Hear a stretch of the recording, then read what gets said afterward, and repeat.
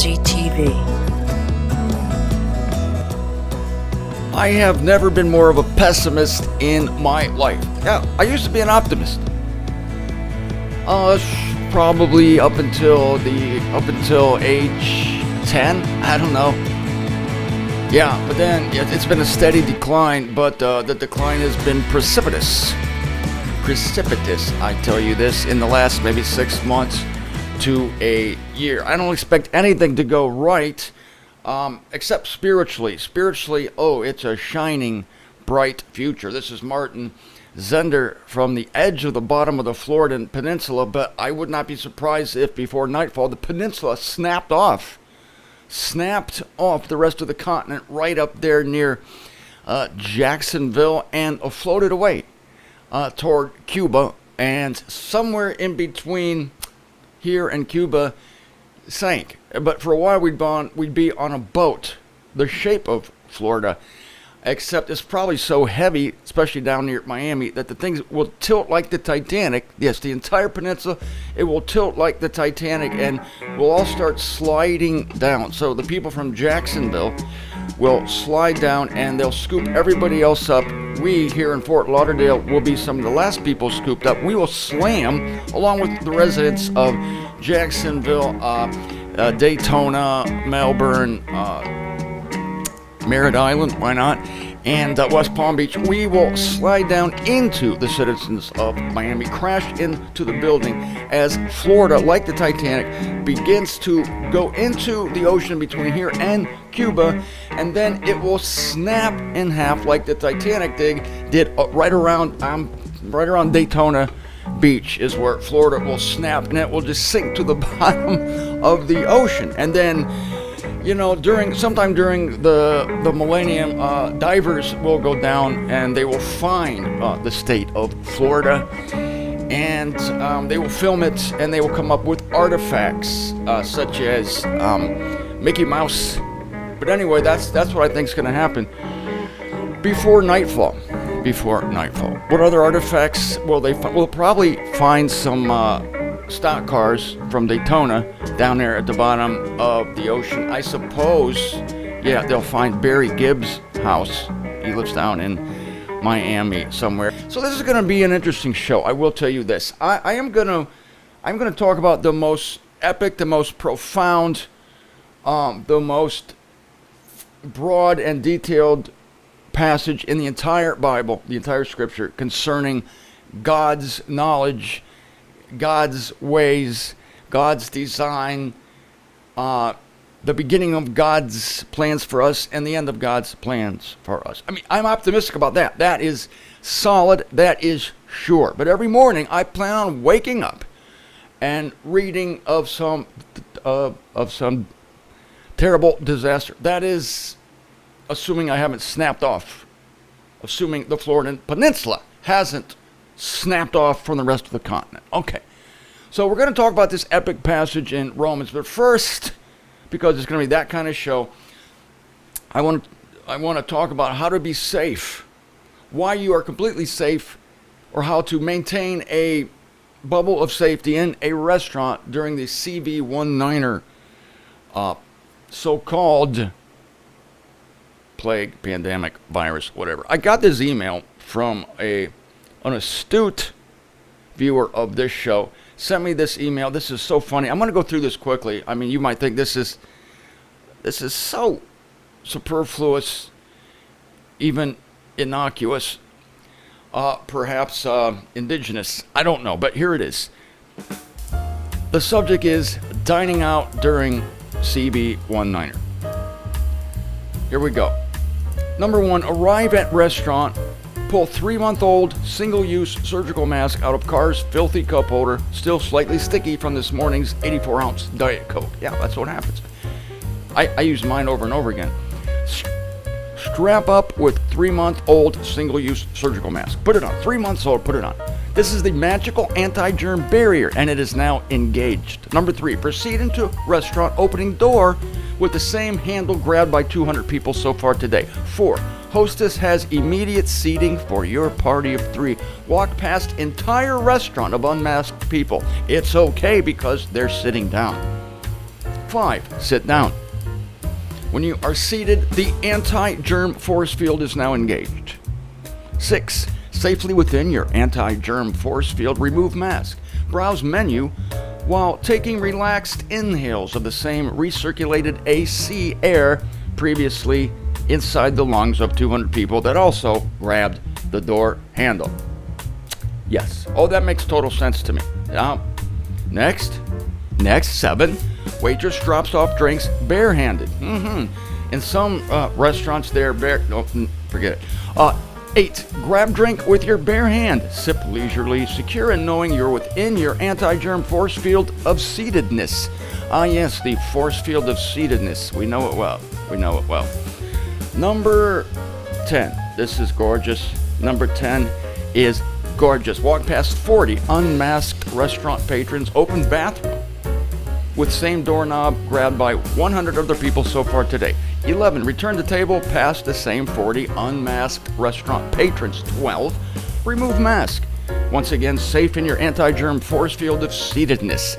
Waitress takes your sweaty drink glass with her bare hands, refills, hands back to you. You accept with your bare hand. Grab some bread and eat it. Same hand. Yum yum. 13. Meal complete. Mask on. Walk past 40 unmasked patrons. Make full body contact with at least 4 people waiting at the hostess stand as you squeeze your way back to the door. No matter, they're all also wearing their magical anti-germ barriers. 14. Grab exit handle, which you are now the 221st person of the day to touch.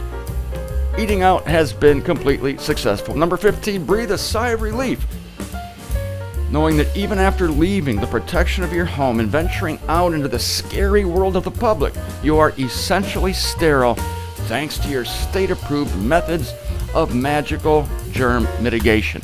Number 16. Return 3-month-old single-use surgical mask to car's filthy cup holder, ready for the next magical anti-germ barrier deployment. Thank you very much for that, Mike. I appreciate that. That's very good. Now, on a related topic, everything is out of God, everything is through God, and everything is into God. This is the most sweeping statement that can be made, and Paul makes it in Romans 11:36 while under the inspiration of the Holy Spirit. Yes, I talked about spirit at the conference. You're going to hear that address probably next week. I'm going to be getting the files Friday. I have been informed. Now, I'm going to have to wear my glasses for this. Don't be shocked. I'm going to look extremely intellectual here in about 5 seconds. 4, 3, 2, 1. Ooh, it's better than I thought. Dang, that's mighty fine. Okay, here we go. Now, I left off at the airport on Romans 11. It was kind of tough for me to do this at the airport. I was distracted. People were making announcements over the PA system about flight 8261 going to Chicago. But now I can concentrate. This whole section is about stubbornness and mercy, and that God is control of all of it. Paul saying to the nations in verse 30, even as you were once stubborn toward God. Yeah, the nations, they were once stubborn. They didn't know anything about God. How could they? God had not revealed himself to them yet. Yet now you were shown mercy at their stubbornness. We're taking turns being stubborn here. Yeah. Israel was at least listening to God in the early days. And the nations were, worshiping trees, worshiping the sun. So the nations were once stubborn while Israel was at least paying some attention to God and trying hard to do the right things. Now Israel is stubborn. God has locked them up in stubbornness, and he's showing mercy to the nations. But God said he's going to reverse all that, and that they also, Israel, will be shown mercy. This is when God picks up with them and brings in the new covenant. In a very ungentlemanly manner, God is going to infuse their hearts with spirit, and they're going to go boing, boing, boing, boing, and start doing the law perfectly. And it'll usher in the 1,000-year kingdom. So then Paul makes this sweeping statement. Verse 32. This is when he departs the Israel script. Here he goes. For For God locks up altogether in stubbornness, that he should be merciful to all. I mean, this goes along with Romans 3. There's no one righteous, no, not one. God locks up at some time or another. Let's put it that way. God locks up at some time or another everyone in stubbornness. But he does that as a prelude to showing them mercy. It's the contrast principle. But the key takeaway here is that God is the gatekeeper. Yeah, he's the gatekeeper of this stubbornness because it comes and goes at his will. I was almost going to say at his whim, but this is not about a whim. This is about a planned purpose. Again, the joy of being let out of stubbornness, and I mean the light come on. You know how great it feels when you realize something. Like, I have some terrible dreams because I'm a pessimist, complete pessimist today.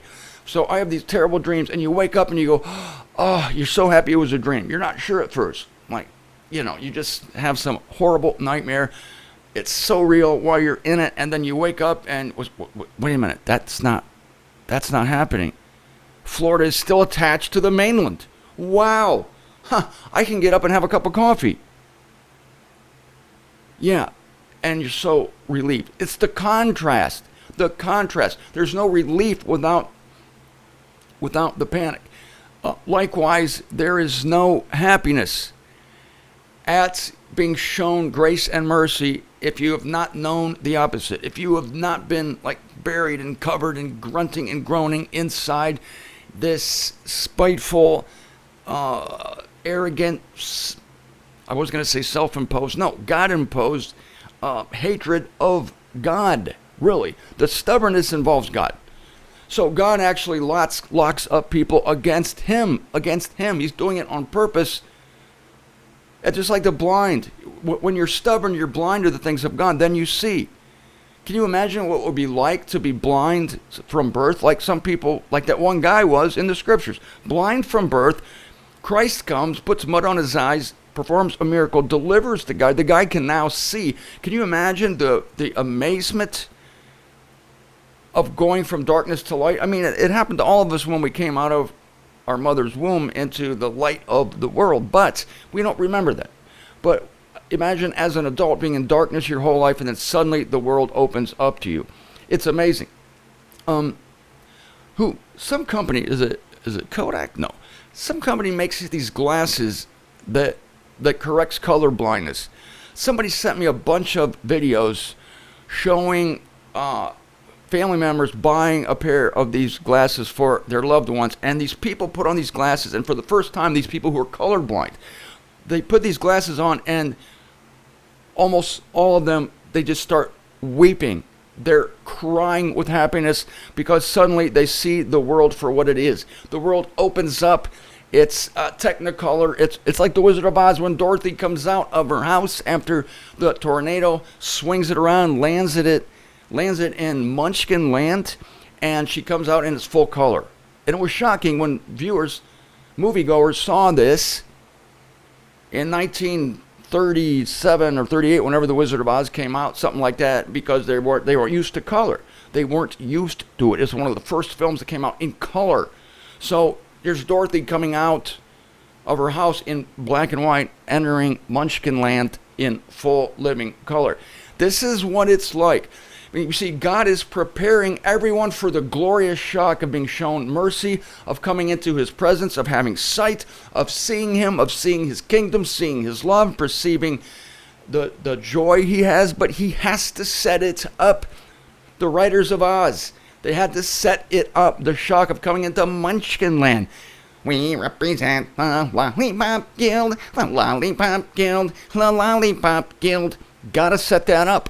So it's set up by this farmland. You see, in the Wizard of Oz, it starts with this dreary farm. It's black and white, and the storm's brewing. The clouds are there, and then it comes into this wonderful, colorful land of strange little people called the Munchkins. Oh, what could be better? What could be better? Oh, the only thing could be better is the witch throwing that fireball at the scarecrow. And but no, I wasn't happy that the witch threw the fireball at the scarecrow. I was happy that the Scarecrow survived it and maintained his sense of humor. So, throughout the rest of the film, it was amazing. I mean, he was alarmed at first, as we all were, but all right. These last 5 verses of Romans 11 are so great. I'm going to have to take them one at a time. But today we learned God locks up altogether in stubbornness, does it on purpose. God locks up. He's the gatekeeper. He has the keys. God locks up altogether in stubbornness at one time or another. The people are stubborn before they are shown mercy, and it's the shock of revelation. The stubbornness comes first. My God, of course it comes first. In The Wizard of Oz, do you think we're going to be in Munchkin Land at the beginning of the movie and then go into this dreary world of Kansas? No insult to anyone in Kansas, but in The Wizard of Oz, it's black and white and overcast with a 100% chance of a tornado. You think we're going to go from multicolor, technicolor to that? No. Do you think God is going to go from showing everyone mercy at the beginning, telling everybody how great he is, letting them see the light of revelation, and then plunging them into stubbornness? That would be nuts. God's not going to do that any more than you're going to wear a new mask every time you go into a restaurant. Huh?